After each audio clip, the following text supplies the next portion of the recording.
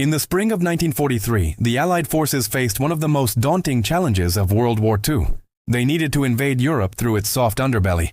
But there was a problem. Everyone knew the most logical target was Sicily, the island at the toe of Italy's boot. German and Italian forces were already reinforcing the island, preparing for what seemed like an inevitable invasion. If the Allies attacked a heavily defended Sicily, the casualties would be catastrophic. But what if the Germans could be convinced that Sicily wasn't the target at all?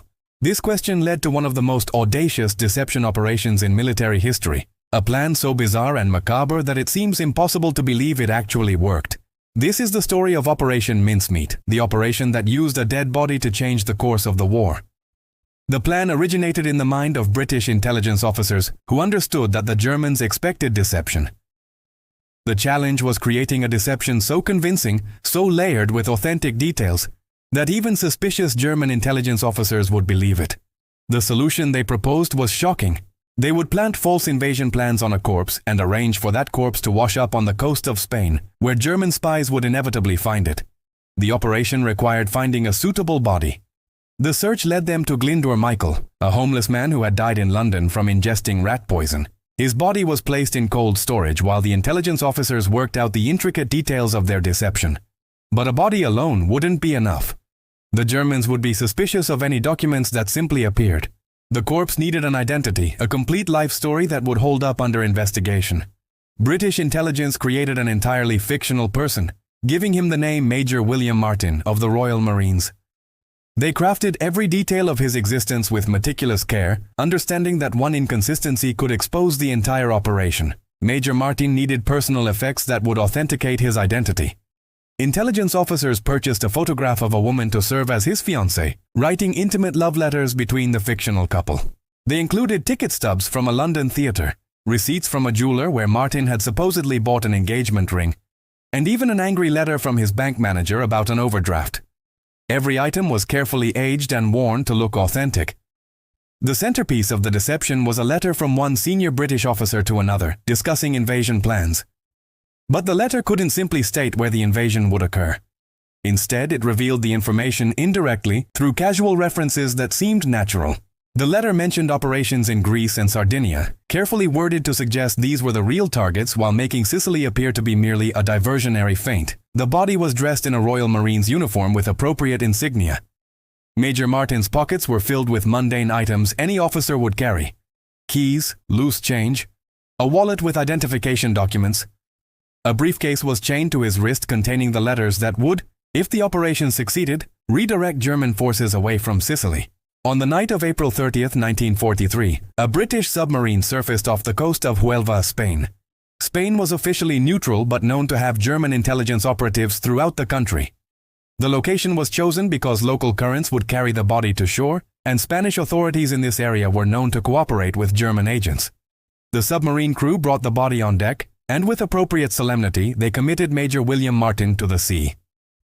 The body was discovered the next morning by a Spanish fisherman. Spanish authorities recovered it and inventoried the deceased's possessions. As expected, word quickly reached German intelligence. The Spanish allowed the Germans to examine the documents while making it appear they were respecting British requests to return everything undisturbed. German intelligence officers photographed every document in Major Martin's briefcase. The letters were studied intensely in Berlin. Intelligence analysts debated whether this was genuine or an elaborate British deception. The sheer amount of authentic personal detail impressed them. The love letters seemed real, the bank correspondence was convincing, and the official documents had all the correct formatting and signatures. The Germans investigated every detail of Major Martin's identity. They checked his service record, which British intelligence had carefully inserted into genuine military records. They even verified his uniform with its manufacturer. What ultimately convinced them was the apparent restraint of the British.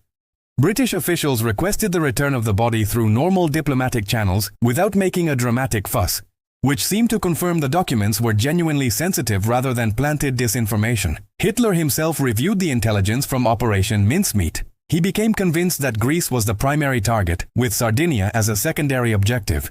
He ordered significant reinforcements sent to Greece, pulling forces from other areas including Sicily.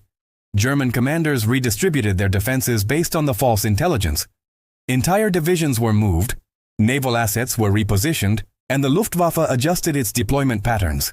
Meanwhile, Allied forces prepared for the actual invasion of Sicily. Intelligence reports confirmed that Operation Mincemeat was working. German troop movements showed they had taken the bait. Reconnaissance revealed that Sicily's defenses were not as strong as they would have been if the Germans had concentrated their forces there. On July 10, 1943, Allied forces launched Operation Husky, the invasion of Sicily. The landings involved over 160,000 troops in one of the largest amphibious operations of the war. While the fighting was intense, the invasion succeeded beyond expectations. Casualties were far lighter than anticipated because German forces in Sicily were undermanned and undersupplied, their reinforcements having been sent to Greece to defend against an invasion that would never come. The success of the Sicily invasion opened up the Mediterranean to Allied shipping and provided a launching point for the invasion of mainland Italy. It knocked Italy out of the war and forced Germany to divert resources to defend Italian territory. The strategic implications were enormous, and it all traced back to a corpse that had washed up on a Spanish beach carrying false documents. British intelligence maintained the secrecy of Operation Mincemeat throughout the war. The Germans never definitively learned they had been deceived until after Germany's surrender. When intelligence files were captured, Allied officers discovered just how thoroughly the Germans had been fooled. Their intelligence reports showed they had never seriously doubted the authenticity of the documents. The officers who planned Operation Mincemeat had gambled that the Germans would believe evidence they discovered themselves more than information the Allies wanted them to believe.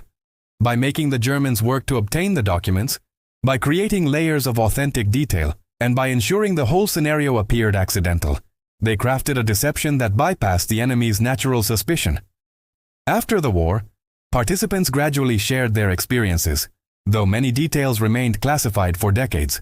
Glyndwr Michael, the homeless man whose death gave him a strange immortality, was eventually honored with a gravestone in Spain that acknowledges his unwitting role in the operation. Operation Mincemeat became a template for future deception operations. Its success proved that with sufficient attention to detail and understanding of how the enemy thinks, intelligence services could manipulate strategic decisions at the highest levels.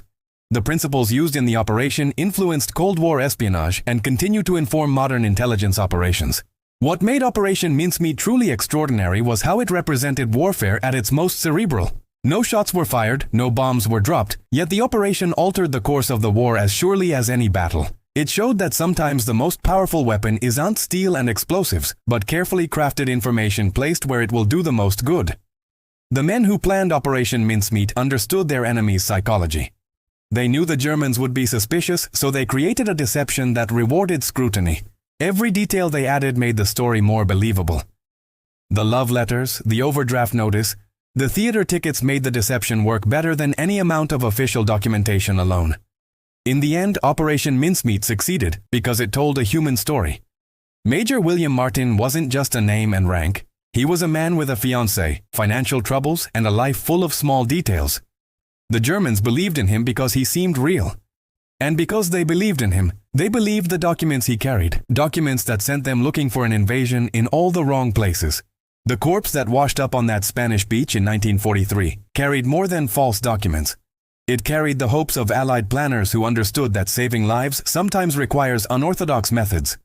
Operation Mincemeat proved that in war, perception can matter more than reality, and sometimes the dead can achieve what the living cannot.